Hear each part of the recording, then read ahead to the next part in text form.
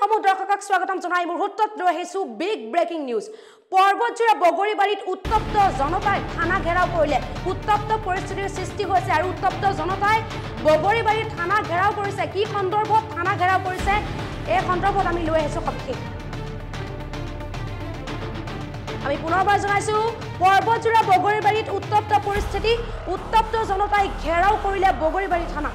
বগৰীবাৰী অঞ্চলৰ ইমন পাল নামৰ যুৱক এজনে সামাজিক মাধ্যমত ইছলাম ধৰ্ম আৰু আল্লাহ ইছলাম ধৰ্মাৱলম্বী মানুহৰ বিৰুদ্ধে আপত্তিজনক মন্তব্য কৰাৰ পিছতে জনতাই বগৰীবাৰী আৰক্ষী থানা ঘেৰাও কৰি ইমন পালক গ্ৰেপ্তাৰ কৰাৰ দাবী উত্থাপন কৰিছে। বগৰীবাৰী থানাৰ ভাৰপ্ৰাপ্ত আৰক্ষী বিষয়াগৰাকীয়ে 3 ঘণ্টাৰ ভিতৰত আটক কৰিব বুলি আশ্বাস প্ৰদান কৰাত জনতা অলপ শান্ত হয় যদিও জনতা কিন্তু থানাৰ আগত এতিয়াও ভিৰ কৰি থকা পৰিলক্ষিত হৈছে। আমি পুনৰবাৰ জনাইছো বগৰীবাৰীত উত্তপ্ত পৰিস্থিতিৰ সৃষ্টি হৈছে। উত্তপ্ত জনতাই ঘেৰাও কৰিছে বগৰীবাৰী থানা। বগৰীবাৰী অঞ্চলৰ ইমন পাল নামৰ যুৱক এজনে সামাজিক মাধ্যমত ইছলাম ধৰ্মাৱলম্বী মানুহৰ বিৰুদ্ধে আপত্তিজনক মন্তব্য কৰাৰ পিছতে জনতাই বগৰীবাৰী আৰক্ষী থানা ঘেৰাও কৰি ইমন পালক গ্ৰেপ্তাৰ কৰাৰ দাবী উত্থাপন কৰিছে। বগৰীবাৰী থানা ভাৰপ্ৰাপ্ত আৰক্ষী বিষয়াগৰাকীয়ে 3 ঘণ্টাৰ ভিতৰত আটক কৰিব বুলি আশ্বাস প্ৰদান কৰাত জনতা অলপ শান্ত হয় যদিও জনতাই কিন্তু থানাৰ আগতে এতিয়াও ভিৰ কৰি থকা পৰিলক্ষিত হৈছে।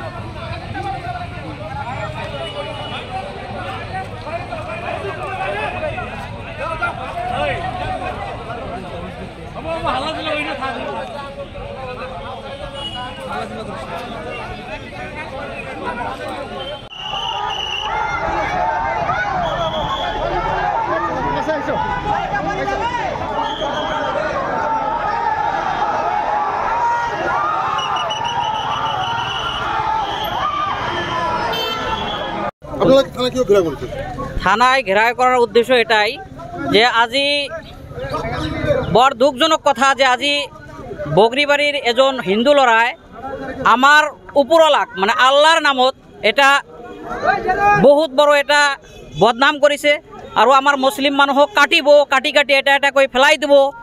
এইটো এটা বহুত নিন্দনীয় কাম এটা করেছে। এর জন্য আমি থানাও ঘেরাও করেছো যে ওসি স্যারেক আমি দাবি জানাইছো যে 10 মিনিট বা 2 ঘণ্টার ভিতরে যদি সেই আসামিজনক যদি গ্রেপ্তার নকরে তেনেহলে আমি সমস্ত সংখ্যালঘু রাইজে আমি প্রতিবাদ করিবার কারণে বাধ্য হয়ে যাম। লড়াজনের নাম আমি শুনা মতে নারায়ণ পাল তার দেউতাকৰ নাম আৰু নিমন বুলি আমি শুনা পাইছো আৰু শুনা মতে নিমন তাৰ দেউতাকৰ নাম নাৰায়ণ পাল। বগৰীবাৰীৰ লড়া হয়, কালীবাৰী মন্দিৰৰ ওচৰতে তাৰ ঘৰ। ঘটনাটো আমি আগত একো হোৱা নাই, হি মানে দম দিছে আৰু মুছলমান মানুহক তাতে ফেচবুকত দম দিছে, দি মানে ভিডিঅ' কৰি কেনে সি ভাইৰেল কৰিছে। আৰু এইটো আমি অতি সোনকালে যদি এই বগৰীবাৰী আৰক্ষী যদি ইয়াৰ পদক্ষেপ যদি নলয় তেনেহলে আমি পৰিস্থিতি বাধ্য হম, আন্দোলন কৰিব বাধ্য হম বা যত গলে আমি ইয়াৰ ন্যায় পাম সেইটোৰ কাৰণে আমি বাধ্য হম।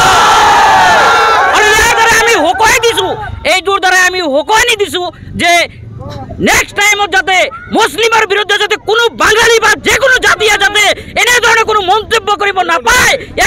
সকলোকে হকি আনি দিছোঁ এইটো নিউজৰ পৰা আপোনালোকৰ নিউজৰ দ্বাৰাই আমি সকলোকে হকি আনি দিছোঁ